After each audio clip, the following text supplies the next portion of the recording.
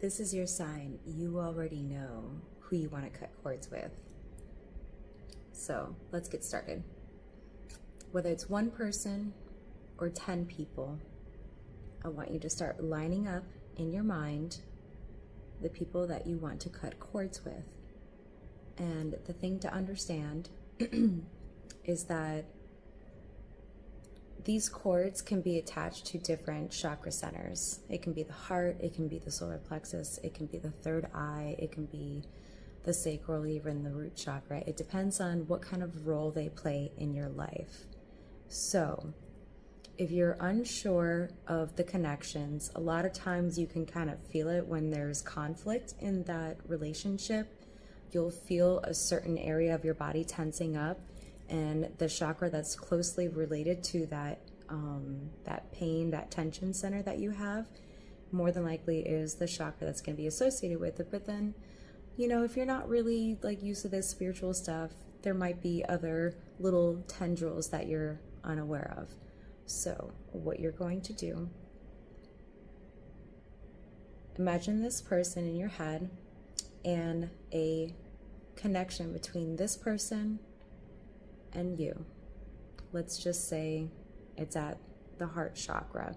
There could be other places, but if you just need a placement just for visualization, I would say here in the center of your chest at the heart chakra.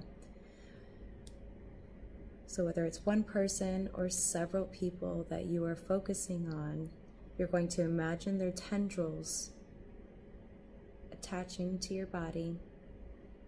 This is what it looks like when you have a cord attachment to this person. Back in the day when I was meditating, sometimes it would look like a metal kind of, not like a rod, but like a flexi head, like on a lamp. It was like a metal. Some was made out of metal, some was made out of thread, some was made out of like a smoky type energy. So whatever it is that you imagine that this connection looks like between you and your body, that's totally up to you. It doesn't matter. It could be a thread. If you need to pick something, just imagine a thread. Now, what I like to do in cord cutting meditations is, after imagining this person and visualizing the thread of connection between me and this person, I take a type of weapon of sorts and I imagine cutting it with it. It could be a blowtorch, it could be a knife, it could be a sword, it could be scissors, it could be whatever it is that you wish to imagine. After cutting,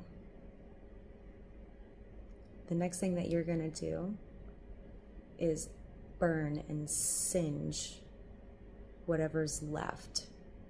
So I think of like a ribbon being cut when there's like a red ribbon ceremony of like a grand opening, how they snip it, and it's like, okay, it's snipped, but it's not gone.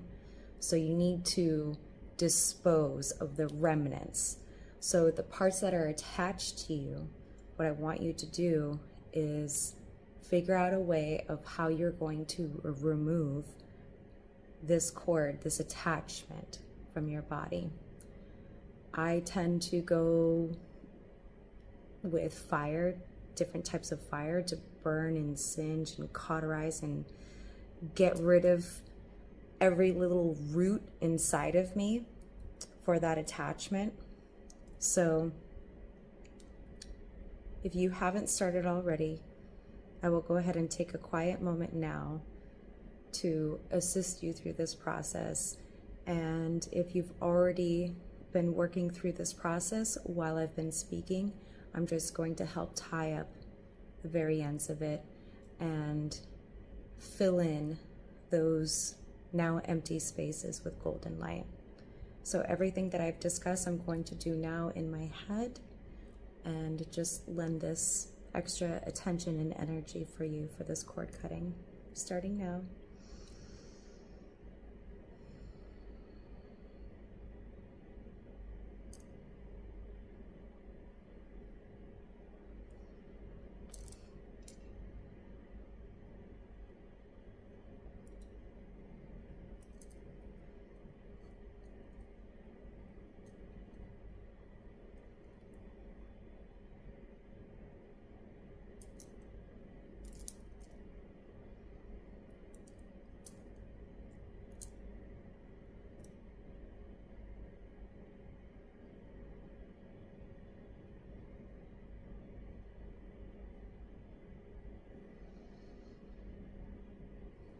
I'm filling your aura now with love, light, and healing energy to encompass you and comfort you while you are still in this healing stage as you recover from this cord cutting.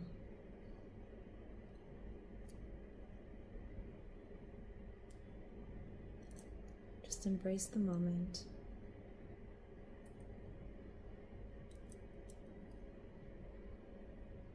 I want to thank you for being here, for doing this for yourself.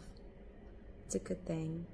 Cord cutting is an honor, to be honest, in my viewpoint.